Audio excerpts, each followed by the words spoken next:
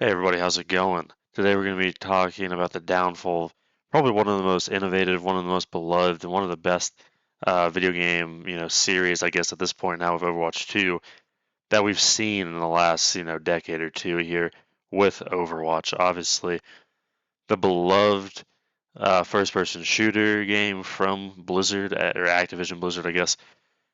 It was the first unique IP they had done in quite a long time. It was innovative, fresh, fun. It blew up, huge community, huge, raving reviews from critics and players alike. Amazing game that, was at the top of its, I guess, respective category for a very long time. It was incredibly fun. The map design, the character design, the team aspect of it, the entire game design in general, the community was great. How did such an amazing game, had such a beloved game, and such a popular game, have such a dramatic and historic, I guess I'd say, fall from grace relatively quickly as well? Was it just time? Was it competitors? Was it, some missteps by Activision Blizzard? Was it a combination of the above? I think if you, see the title of this video and the description and everything, kind of know my type of videos, you probably know the answer to this. And I think there's a bit of everything involved, but I'd say the missteps from Activision Blizzard have to be the most glaring reason why Overwatch and now Overwatch 2 really just aren't mainstays in the game industry as a whole, or even in the FPS genre as a whole, and why they've had such a dramatic fall from grace from what was really such a wonderful game. Now you might notice I don't have B-roll of this game. I'm playing MW2, very different game and franchise here.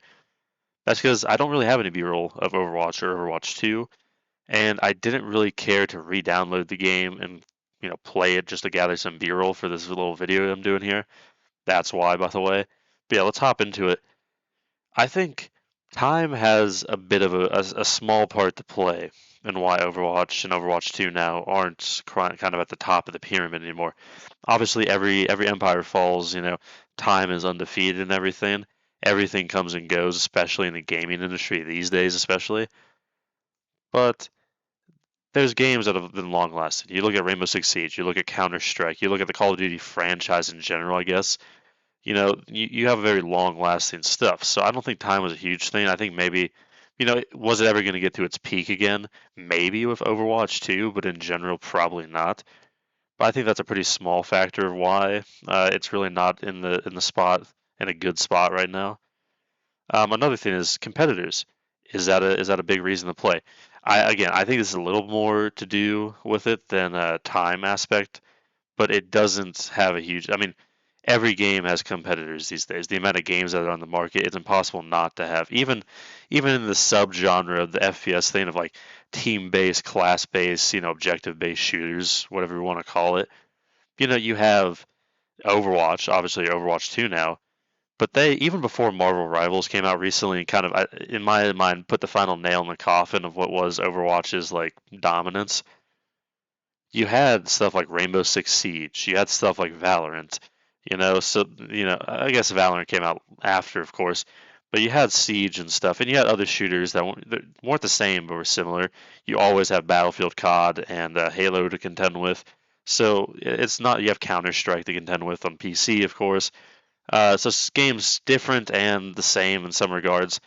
So you have competitors, new and old throughout your lifespan.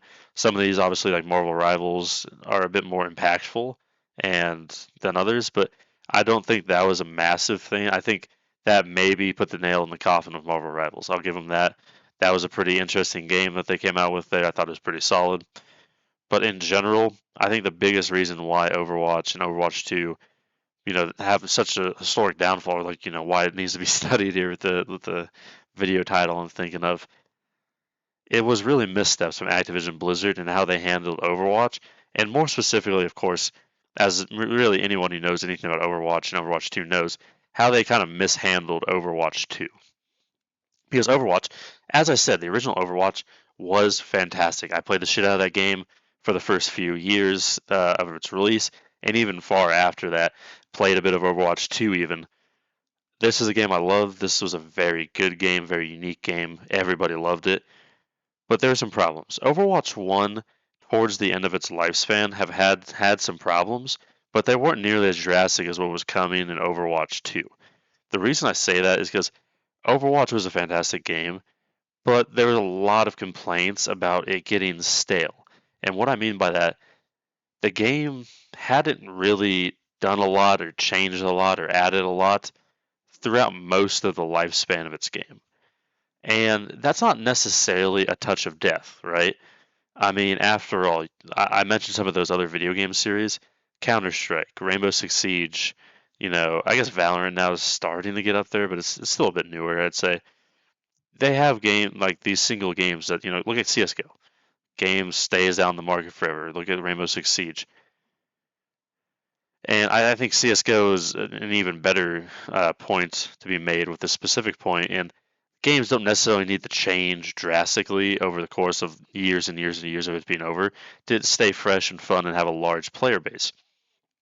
But the thing about Overwatch 2 that not even Counter Strike really did as much. I think also it didn't have as much of a cult following as Counter Strike has over the years, of course, so that didn't help. But they, when changing Overwatch, didn't do a ton. They would occasionally like come out with a new hero every once in a blue moon. They would come out with maybe a new map or two every once in a new Jesus blue moon as well. That would those things switch things up. Do you play different maps different ways based off the different objectives you play on them? A new character getting added into the roster obviously can change up the meta, can change up how you approach different maps and objectives, how they fit into different lineups and stuff like that. So those are always good changes, but those were about all they did. I mean, other than that, they would occasionally add some limited edition or limited time game modes for like arcade and stuff like that. They would occasionally rework specific characters, like my main Torbjorn eventually at some point got a rework. So he didn't have the armor packs anymore, which I personally liked quite a bit. But and you didn't have like his main thing wasn't building up the turret and everything. Like so they rework character and they do stuff like that, which changes the dynamic of the game. In a game like Overwatch where everything matters, it's like a chess match almost, and you're trying to counter and react and everything. But those weren't huge enough. I think those are good changes. I think that's what kept it. People said it was dying all the time in Overwatch, especially towards the end of Overwatch 1. But I think that's what kept it relevant for a long time is those changes. But I think what they really needed to do more so than anything else, first of all, they needed to add more maps more frequently. At the hero rate, you can have once a year, twice a year, whatever, add a new hero, rework a hero or something. You can do that once or twice a year. That's fine by me. You need to add more maps.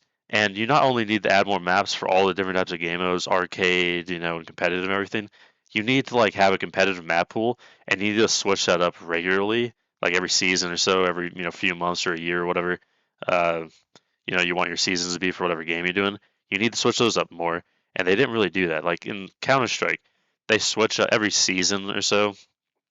They switched up the competitive map pool. They and it completely changes the dynamic of the game, keeps it fresh. I think that's a really easy thing that they didn't do. On top of that, they could have added some more game modes. Like I know they said they added occasionally some limited time game modes for people to play in like the arcade and such, but they really needed to add some more game modes and refresh those a lot more so people had something new to try out and explore. Another thing that I didn't really care for Overwatch 1 doing was splitting up the ranked competitive matchmaking into both open queue as well as like role queue. Role queue and everything I think was fine, and like making those so people like, oh, you get selected, and if you build a group in the Overwatch group finder or something, you can select your role and such or whatever. I preferred that quite a bit more to the separate roles and open queue having, four unique ranks. That just it kind of overwhelmed me a little bit. I didn't like, being unranked in some of them, but I didn't like playing some of them.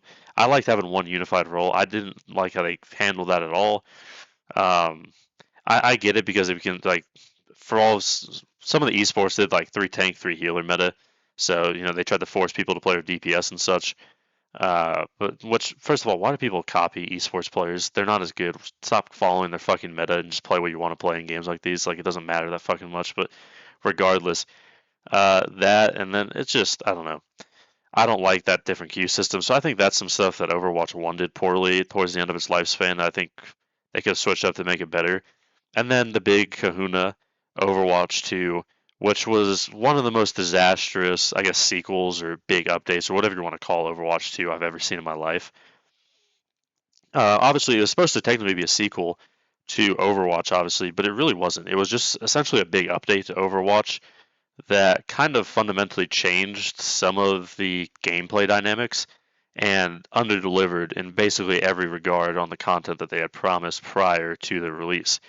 Overwatch 2 essentially, when it was first announced and revealed, was mainly. I'm sure they were going to update some of the multiplayer and stuff, of course, um, but mainly Overwatch 2 was supposed to be like this campaign. Was supposed to bring this like campaign mode and add some story and missions to do, add some more lore to the pretty interesting universe that is Overwatch in my opinion. Maybe add like a horde mode and stuff, and like add that type of like a lot of PVE game modes and like single player co-op game modes and stuff like that.